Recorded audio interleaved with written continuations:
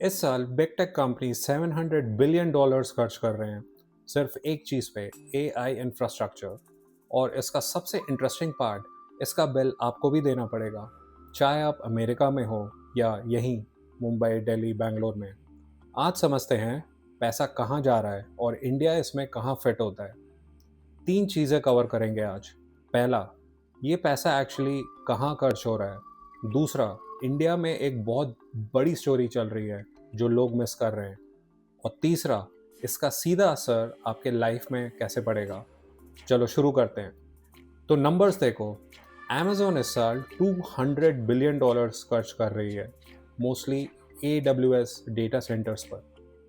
Microsoft का guidance 190 billion dollars तक चला गया है। अल्फ़ाबेट यानी गूगल 190 बिलियन तक स्पेंड कर रहा है।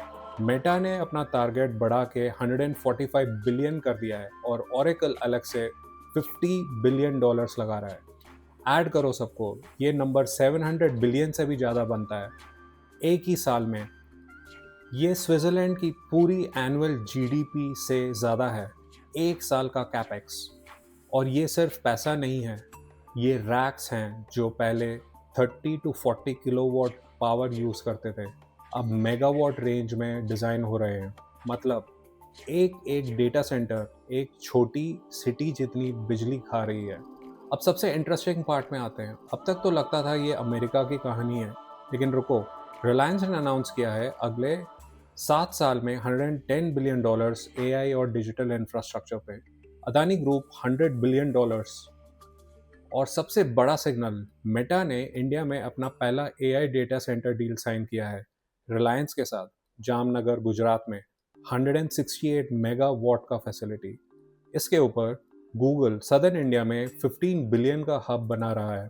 माइक्रोसॉफ्ट ने 50 बिलियन कमिट किया है ग्लोबल साउथ के लिए, जिसमें इंडिया इंक्लूडेड है। और ओपन एआई ने टाटा के साथ पार्टनरशिप की है स्टारगेट प्रोजेक्ट के थ्रू। ये अमेरिका की कहानी नहीं है भाई, ये हमारे घर की कहानी है। इंडिया इस डेकेड में एक डेटा सेंटर पावर हाउस बनने की कोशिश कर रहा है और ये सब इस साल के अंदर हो रहा है। तो अब नेचुरल सवाल, ये सस्टेनेबल है क्या? क्रिटिक्स कहते हैं ये डॉट कॉम बबल जैसा लग रहा है, इतना पैसा इतनी फास्ट बिना क्लियर रिटर्न्स के।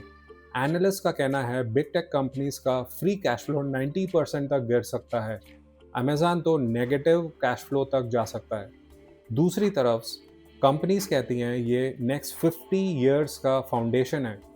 जैसे हाईवेज या इलेक्ट्रिसिटी ग्रिड्स बनाए गए थे, वैसे ही एआई इंफ्रास्ट्रक्चर बन रही हैं। और डिबेट सिर्फ बोर्डरूम तक नहीं, कम्युनिटी लेवल पे भी बैकलैश शुरू हो चुका है। अमेरिका में 46% लोग अपने एरिया में एआई डेटा सेंटर बिल्कुल नहीं चाहते हैं। बिजली के रेट्स बढ़ रहे हैं, पानी कम पड़ रहा है, बहुत ज़्यादा नॉइस पोल्यूशन हो रहा है। दोनों सही हो सकते हैं, फाउंडेशन भी और रिस्की बेट भी, पर टाइम ही बताएगा। अब असली सवाल, इससे आपको फ़र्क क्यों पड़ता है? पहला, बिजली के रेट्स। इंडिया में डेटा सेंटर्स ग्रो कर रहे हैं और पावर डिमांड बढ़ेगा। रिलायंस और अदानी इसीलिए अपना रिन्यूएबल एनर्जी साथ में लगा रहे हैं ताकि ग्रिड्स पे एक्स्ट्रा लोड ना पड़े। लेकिन लॉन्ग टर्म में पावर कॉस्ट का असर ज़रूर दिखेगा। दूसरा, आपके एआई टूल्स। जब कंपनीज का फ्री कैश फ्लो इतना गिर रहा है तो फ्री चैट टूल्स फ्री नहीं रहेंगे, इवेंचुअली मोनेटाइज होगा और बहुत एग्रेसिवली। ये ऑलरेडी शुरू हो चुका है। तीसरा, अपॉर्चुनिटी। इंडिया में data centre, AI infra, energy, ये सेक्टर्स अगले 5 से 10 साल में बहुत जॉब्स क्रिएट करेंगे।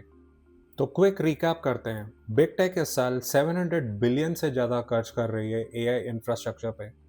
इंडिया भी 200 बिलियन डॉलर से ज़्यादा अपना बेट लगा रहा है रिलायंस, अदानी और ग्लोबल प्लेयर्स के पार्टनरशिप्स के थ्रू।